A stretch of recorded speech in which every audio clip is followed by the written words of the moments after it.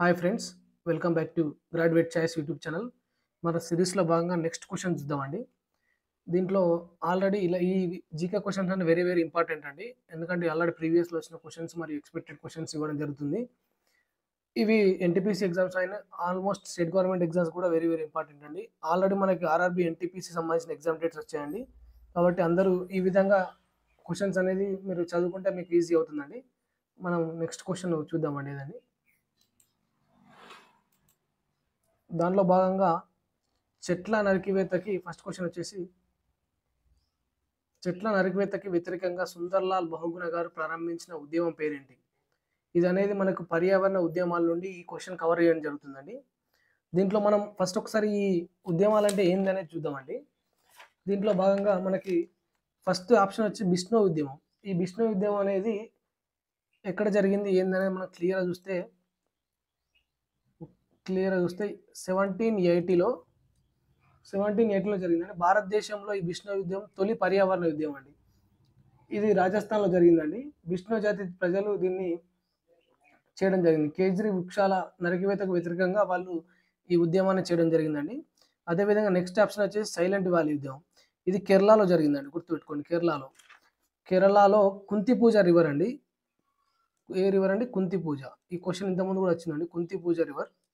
ఈ కుంతిపూజ రివర్పై hydro electric ప్రాజెక్టును నిర్మించాలని ప్రభుత్వం తలపెట్టిందండి. దీనికి వ్యతిరేకంగా కేరళలో జరిగిన ఉద్యమమే మనకి సైలెంట్ వ్యాలీ ఉద్యమం అండి. అదేవిధంగా నెక్స్ట్ వచ్చే చిప్కో ఉద్యమం. ఇప్పుడు మన క్వశ్చన్కి ఆన్సర్ ఇది ఈ చిప్కో ఉద్యమం అండి. చిప్కో ఉద్యమం ఎక్కడ జరుగుతుందండి? ఇది ఉత్తరాఖండ్లో జరిగిందండి.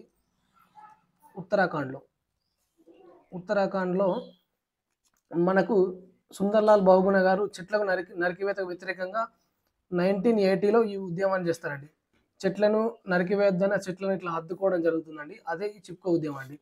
అదేవిధంగా మనకు నెక్స్ట్ వచ్చేసి నర్మదా బచావో ఉద్యమం.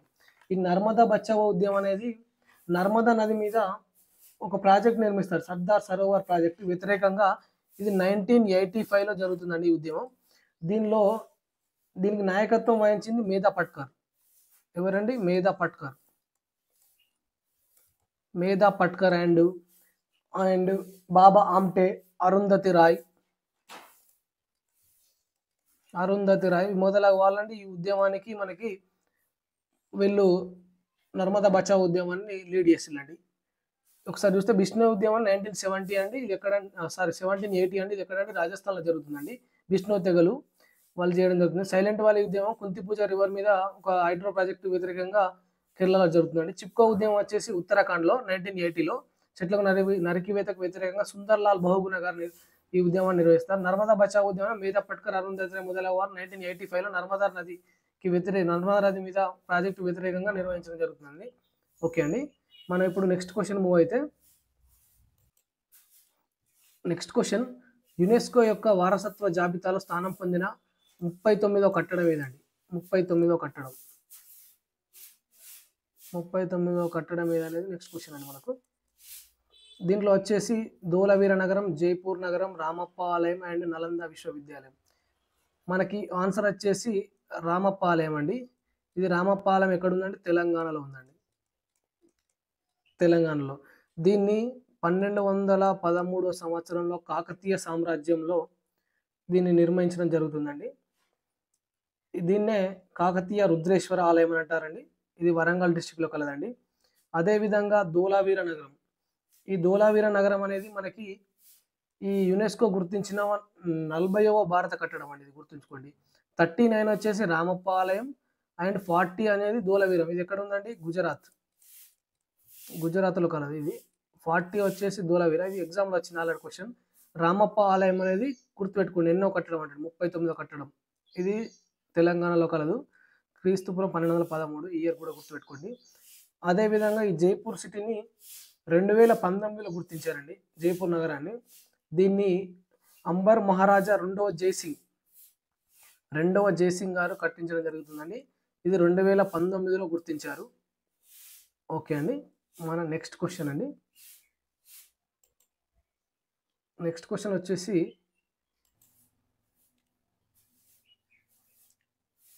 ఏషియన్ సభ్య దేశాల సంఖ్య ఏందండి? ఫస్ట్ ఏషియన్ అంటే ఏందని మనం తెలుసుకోవాలండి. ఏషియన్ అంటే association of association of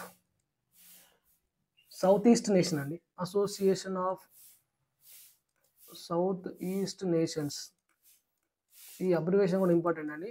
association of south east nation ఇది ఎప్పుడు ఏర్పడ్డదంటే 1967లో ఏర్పడిందండి. 1967లో ఏర్పడింది. బ్యాంకాక్లో జరిపిన సమావేశంలో దీన్ని ఏర్పాటు చేస్తారు. దీంట్లో సభ్య దేశాలు వచ్చేసి 10 ఉంటాయండి. ఇది ఆల్రెడీ ఎగ్జామ్లో అడిగింది క్వశ్చన్. ఈ 10 ఏంటి అని కూడా వెరీ వెరీ ఇంపార్టెంట్ అండి. అవి ఒకటి ఇండోనేషియా, గుర్తుంచుకోండి ఇండోనేషియా, అదేవిధంగా వియత్నాం, ఇండోనేషియా, వియత్నాం, అదేవిధంగా థాయిలాండ్. మీరు ఇక్కడ నుంచి క్వశ్చన్ వస్తుందండి, అబ్జర్వ్ చేసుకోండి. ఇండోనేషియా, థాయిలాండ్, అదేవిధంగా మయన్మారు, సింగపూరు,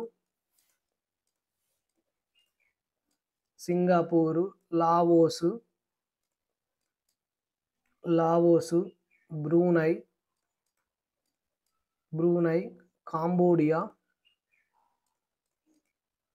కాంబోడియా, ఫిలిప్పీన్స్.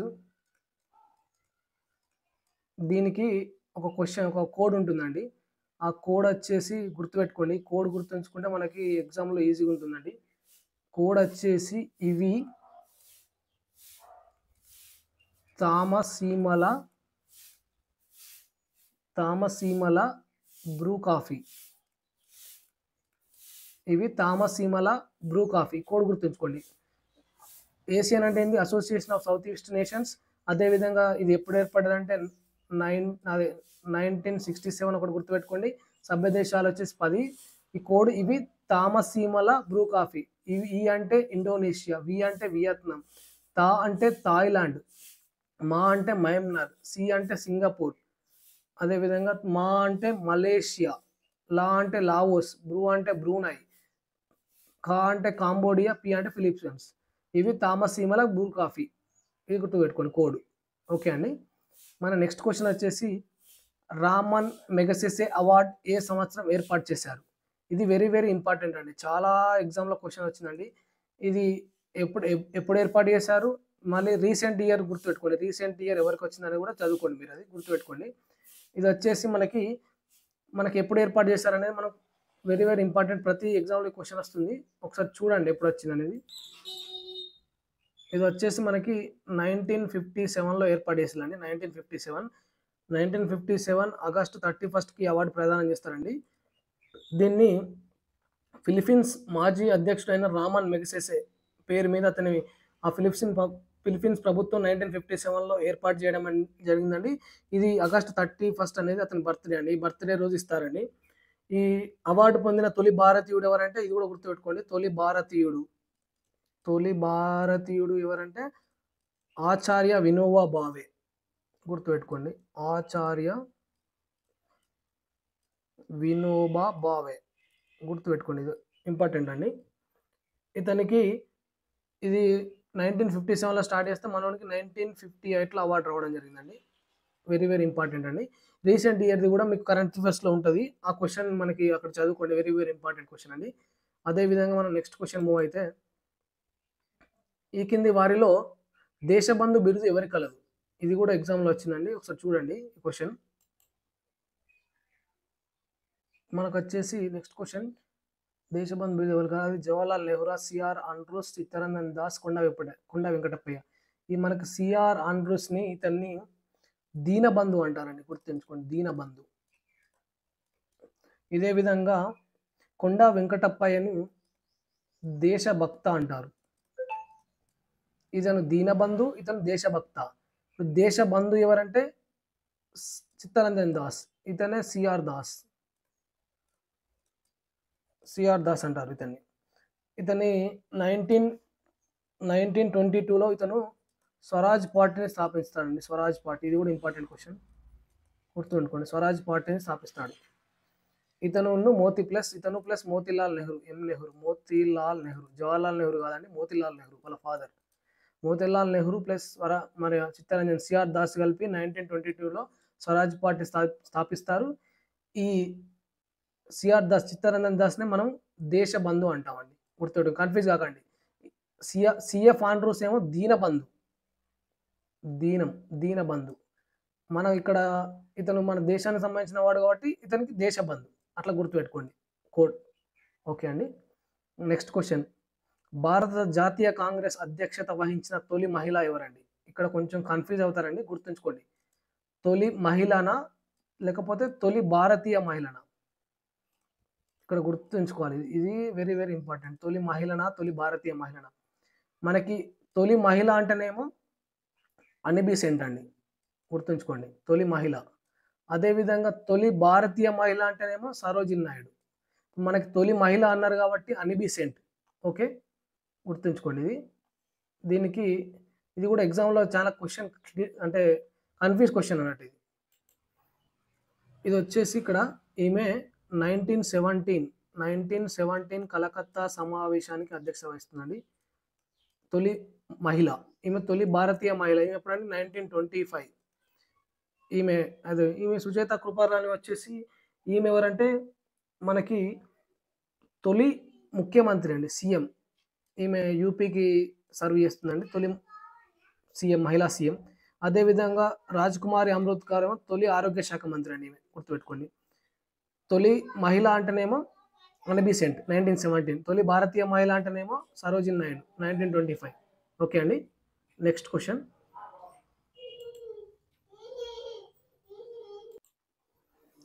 ప్రముఖ గ్రంథమైన ది కూలీ రచయిత ఎవరండి?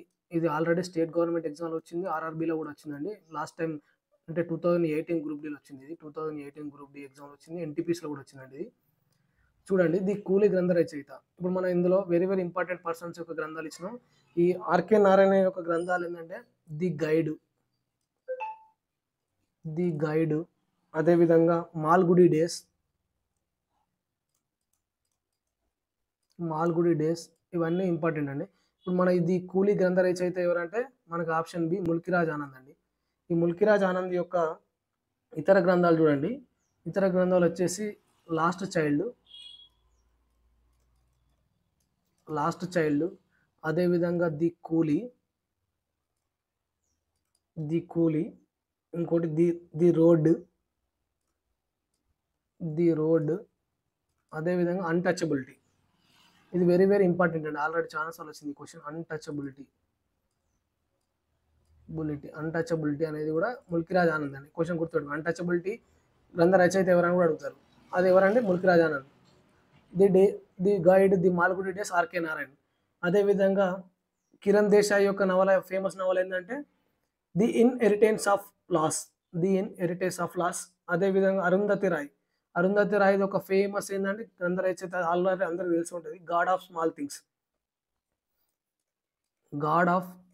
థింగ్స్. గుర్తుంచుకోండి, ఇది గాడ్ ఆఫ్ స్మాల్ థింగ్స్ అనేది ఎవరండి?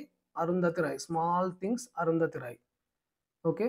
Kiran Desai the inheritance of loss, Mulkraj Anand the child, the coolie, the road, untouchability.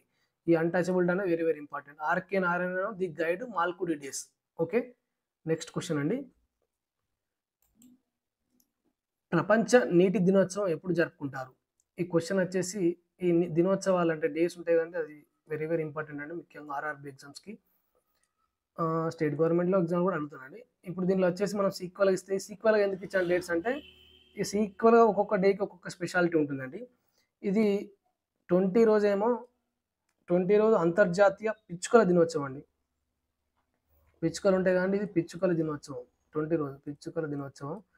అదేవిధంగా 21 రోజు అటవీ దినోత్సవం.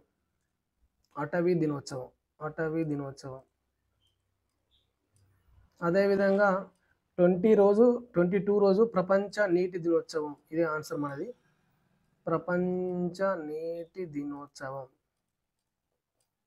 23 రోజేమో వాతావరణ దినోత్సవం, ప్రపంచ వాతావరణ దినోత్సవం. ఇవి వెరీ వెరీ ఇంపార్టెంట్ అండి అన్ని. మన క్వశ్చన్కి ఆన్సర్ వచ్చేసి ప్రపంచ నీటి దినోత్సవం ఎప్పుడు? మార్చి 22. దీనికి మీరు కోడ్ గుర్తుంచుకోండి, అంటే ఒకటి నీటి అంటే నీరు అంటే 2 అక్షరాలు, కానీ 2 అక్షరాలు 2 అట్లా గుర్తుంచుకోండి. లేకపోతే ఇంకోటి, మనం ఒక కింగ్ ఉంటాడండి, కింగ్ పిచ్చుకలు పట్టడానికి, వరుస గుర్తు 20 నుంచి స్టార్ట్ అవుతుందండి. పిచ్చుకలు పట్టడానికి అడవికి వెళ్తాడు. అడవికి వెళ్ళి బాగా అతనికి దాహం వేస్తుంది. దాహం వేస్తే ఆ వాటర్ తాగుతాడండి. ఎక్కడ దొరికిన వాటర్ తాగి అతనికి ఆ వాతావరణం అవన్నీ అనుకూలించక నెక్స్ట్ ఈ 24వ రోజు ఏంటంటే మనకి క్షయ దినోత్సవం. వాటర్ తాగడం మంచిది కాకపోతే క్షయ వస్తాయంటే క్షయ వ్యాధితో మరణిస్తాడు. అట్లా గుర్తుంచుకోండి.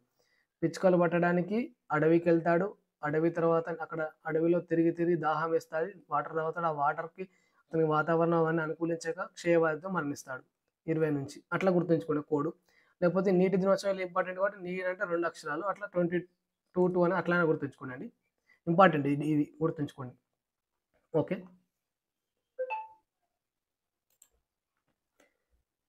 ఇప్పుడు మనకు వచ్చేసి నెక్స్ట్ క్వశ్చన్, గురు గ్రంథ్ సాహిబ్ ఏ మతం యొక్క పవిత్ర గ్రంథం? ఇప్పుడు మన మతాల గురించి చూసుకుంటే ఇప్పుడు ఇక్కడ హిందూ మతాన్ని భగవద్గీత. హిందూ మతం వచ్చేసి మనకి ఏంటంటే పవిత్ర గ్రంథం అని అంటారు కదండి. పవిత్ర గ్రంథం భగవద్గీత. అదేవిధంగా జుడాయిజం వల్ల వచ్చేసి వీళ్ళకి హీల్స్ అండ్ తోరాపై వ్యాఖ్యానాలైన వీళ్ళ పవిత్ర గ్రంథం అనేది తల్ముద్ ఉంటాయండి. తల్ముద్ అండ్ మిద్రాష్ అండి వీళ్ళ పవిత్ర గ్రంథం. ఇప్పుడు గురు గ్రంథ్ సాహిబ్ అనేదేమో ఇక్కడ సిక్కు మతం. మన ఆన్సర్ ఇది. సిక్కు మతానికి సంబంధించిన పవిత్ర గ్రంథం ఏంటంటే గురు గ్రంథ్ సాహిబ్. అదేవిధంగా క్రైస్తవ మతానికి అందరికీ తెలిసింది బైబిల్. ఇవి వెరీ వెరీ ఇంపార్టెంట్ అండి. గురు గ్రంథ్ సాహిబ్ అనేది ఏ మతం యొక్క అంటే ఆన్సర్ అనేది సిక్కు మతం. ఓకే అండి. నెక్స్ట్ క్వశ్చన్, కింది వాటిలో మహాత్మా గాంధీ స్థాపించిన పత్రిక కానిదేది? అంటే మహాత్మా గాంధీ స్థాపించిన పత్రిక కానిదేది? దానిలో మనం చూసుకున్నట్టయితే ఫస్ట్ మనకి మహాత్మా గాంధీ స్థాపించిన పత్రికలు ఎందుకు తెలిస్తే కానిదే అని తెలుస్తుంది. హరిజన్ పత్రిక అనేది మహాత్మా గాంధీ స్థాపించబడిన పత్రిక. ఇది అణగారిన వర్గాల గురించి అతను ఇందులో ఆర్టికల్స్ రాశాడండి. అదేవిధంగా యంగ్ ఇండియా కూడా మహాత్మా గాంధీ గారి యొక్క పత్రికనండి. ఇది ఇండియన్ ఒపీనియన్ కూడా మహాత్మా గాంధీ, కాకపోతే ఇది ఇండియాలో కాదండి, సౌత్ ఆఫ్రికా నుంచి నడిపించాడు ఈ పత్రిక. ఇట్లా కూడా క్వశ్చన్ వస్తుందండి. సౌత్ ఆఫ్రికా నుండి మహాత్మా గాంధీ నడిపించిన పత్రిక ఏందని కూడా అడుగుతాడు. అదేంటంటే ఇండియన్ ఒపీనియన్. ఒకసారి గుర్తుంచుకోండి, ఇది కూడా వెరీ వెరీ ఇంపార్టెంట్. ఇక్కడ ఈ మహాత్మా గాంధీ సౌత్ ఆఫ్రికా నుంచి స్థాపించింది ఏంటంటే ఇండియన్ ఒపీనియన్.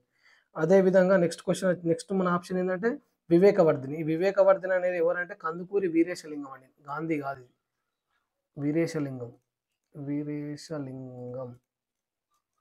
కందుకూరి వీరేశలింగం గారు స్థాపించారు. కాబట్టి గాంధీ గారితో స్థాపించబడని పత్రిక ఏంటంటే వివేకవర్ధిని. హరిజన్ గాంధీయే, యంగ్ ఇండియా గాంధీయే, ఇండియన్ ఒపీనియన్ సౌత్ ఆఫ్రికా నుంచి గాంధీయే. ఓకే అండి. మన నెక్స్ట్ క్వశ్చన్, సర్కారియా కమిషన్ ఎప్పుడు ఏర్పాటు చేశారు అనేది మన నెక్స్ట్ క్వశ్చన్ అండి. ఏర్పాటు చేసిన సంవత్సరం ఏదండి? ఈ సంవత్సరం ఏదంటే సర్కారియా కమిషన్ అనేది ఇందిరాగాంధీ గారు ఏర్పాటు చేస్తారండి. ఇందిరాగాంధీ గారు 1983లో ఏర్పాటు చేస్తారు. ఎవరు ఏర్పాటు చేస్తారండి? ఇందిరాగాంధీ గారు ఏర్పాటు చేస్తారు. దేని గురించి అండి ఇది? ఈ కమిటీ అనేది కేంద్ర రాష్ట్ర సంబంధాల గురించి. కేంద్ర రాష్ట్ర సంబంధాల మీద ఇందిరాగాంధీ గారు ఏర్పాటు చేసిన కమిటీ ఏంటంటే సర్కారియా కమిషన్. ఎప్పుడండి?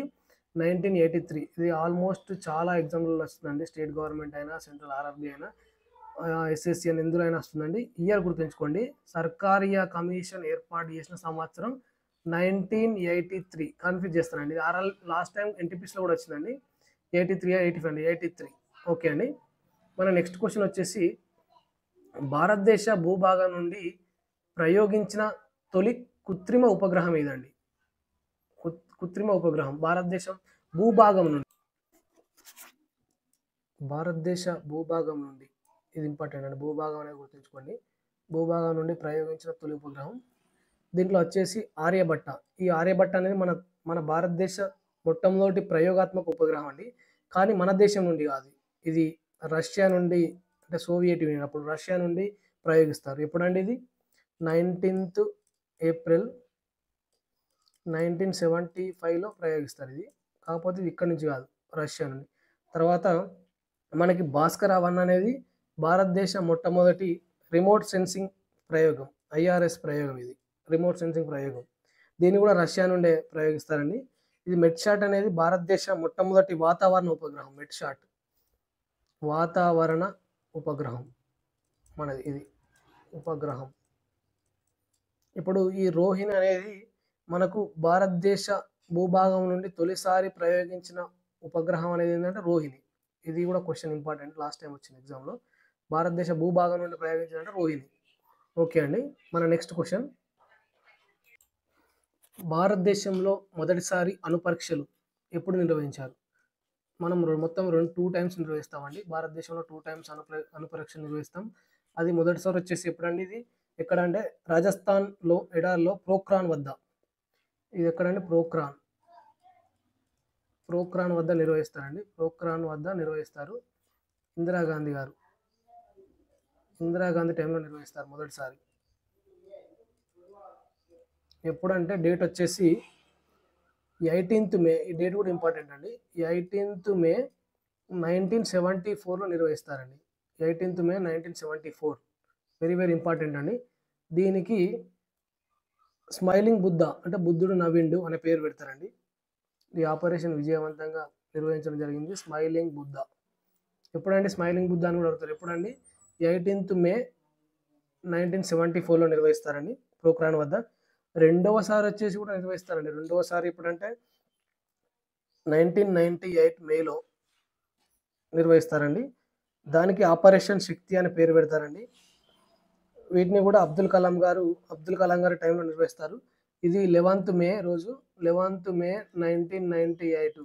దీని పేరు రెండవసారి వచ్చేసి ఆపరేషన్ శక్తి నిర్వహిస్తారు రెండోసారి. ఇది కూడా ఇంపార్టెంట్. ఫస్ట్ సారి స్మైలింగ్ బుద్ధ, సెకండ్ సారి ఆపరేషన్ శక్తి. ఇవి రెండు వెరీ వెరీ ఇంపార్టెంట్. ఇది 1974, ఇది 1998. వెరీ వెరీ ఇంపార్టెంట్, గుర్తుంచుకోండి. ఓకే, నెక్స్ట్ క్వశ్చన్ వచ్చేసి వ్యాక్సినేషన్ కనుగొన్న శాస్త్రవేత్త ఎవరు కనుక్కున్నారు వ్యాక్సినేషన్ అనేది మన నెక్స్ట్ క్వశ్చన్. మనకి దీని ఆన్సర్ వచ్చేసి వ్యాక్సినేషన్ కనుగొన్న శాస్త్రవేత్త ఎవరంటే మనకి ఆన్సర్ వచ్చేసి ఎడ్వర్డ్ జెన్నర్ అండి. గుర్తుంచుకోండి, ఎడ్వర్డ్ జెన్నర్ అనేది వ్యాక్సినేషన్ కనుగొంటాడు. అదేవిధంగా మనకి పోలియో వ్యాక్సిన్ని కనుక్కున్నదేమో ఎడ్వర్డ్ సాల్క్. ఈ ఎడ్వర్డ్ సాల్క్ పోలియో వ్యాక్సిన్ కనుక్కున్నది ఎడ్వర్డ్ సాల్క్. అదే ఈ జేమ్స్ సింప్సన్ అనేదేమో క్లోరోఫామ్ మత్తు మందు. క్లోరోఫామ్ కనుక్కున్నదేమో జేమ్స్ సింప్సన్.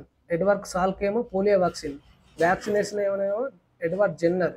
వ్యాక్సినేషన్ కనుక్కున్నదేమో ఎడ్వర్డ్ జెన్నర్. అదేవిధంగా వాట్సన్ అండ్ క్రిక్ వీళ్ళు ఎవరండి? డిఎన్ఏ కనుక్కున్నది Watson and Crick. James Simpson గాను క్లోరోఫామ్ మత్తు మందు ఉంటుంది కదా. అదేవిధంగా ఎడ్వర్డ్ సాల్క్ ఏమో పోలియో వ్యాక్సిన్, ఎడ్వర్డ్ జెన్నర్ ఏమో వ్యాక్సినేషన్. ఓకే, గుర్తుంచుకోండి. మన నెక్స్ట్ క్వశ్చన్ వచ్చేసి బంగాళాదుంపలకి సంబంధించిన రెవల్యూషన్ పేరు ఏంటండి? ఈ క్వశ్చన్ వచ్చేసి వెరీ వెరీ ఇంపార్టెంట్ అండి. ఎవ్రీ ఎగ్జామ్లో ఈ రెవల్యూషన్ మీద ఒక క్వశ్చన్ వస్తుందండి మనకి. అది ఏందనేది మనం ఒకసారి చూద్దాం. మనకు వచ్చేసి గోల్డెన్ రెవల్యూషన్ అంటే బంగారు విప్లవం అంటారండి. ఇది పండ్లు కూరగాయలకు సంబంధించిన రెవల్యూషన్ వచ్చేసి గోల్డెన్ రెవల్యూషన్. ఈ సిల్వర్ రెవల్యూషన్ అంటే మనకి వెండి విప్లవం అంటారండి. ఇది కోడిగుడ్లు ఉంటాయండి. కోళ్ళ ఉత్పత్తులకు సంబంధించినదేమో సిల్వర్ రెవల్యూషన్. గ్రే రెవల్యూషన్ అంటే బూడిద రెవల్యూషన్ దీన్ని తెలుగులో. ఈ బూడిద రెవల్యూషన్ అంటే ఎరువుల ఉత్పత్తికి సంబంధించిన దాన్నేమో మనకు గ్రే రెవల్యూషన్. అదేవిధంగా రౌండ్ రెవల్యూషన్ అంటే బంగాళాదుంపలు అండి. గుర్తుంచుకోండి, మా ఆన్సర్ బంగాళాదుంపలు. ఈ బంగాళాదుంపలు రౌండ్గా ఉంటాయి కాబట్టి దీన్ని అట్లా గుర్తుంచుకోండి. రౌండ్ రెవల్యూషన్ బంగాళాదుంపలకు సంబంధించింది. గ్రే రెవల్యూషన్ అంటే బూడిద రెవల్యూషన్ అంటారు దీన్ని తెలుగులో. అది ఎరువులకు సంబంధించింది. అదేవిధంగా సిల్వర్ రెవల్యూషన్ అంటే ఏంటంటే మనకి వెండి విప్లవం. గుడ్లు సిల్వర్ కలర్ అట్లుంటాయి కానీ అది అట్లా గుర్తుంచుకోండి. అదేవిధంగా గోల్డెన్ రెవల్యూషన్ అంటే పండ్లు కూరగాయలు వీటన్నిటికి సంబంధించిన రెవల్యూషన్ గోల్డెన్ రెవల్యూషన్ అండి. మీరు ఇలాంటి మరిన్ని వీడియోస్ కోసం మన ఛానల్ సబ్స్క్రైబ్ చేయండి. అదే చూడండి, మీకు మంచి మంచి కంటెంట్ ఇట్లానే అందిస్తాను. నేను నెక్స్ట్ వీడియోలో మరిన్ని క్వశ్చన్స్ మీకు ఎక్స్ప్లెయిన్ చేస్తానండి. Thank you.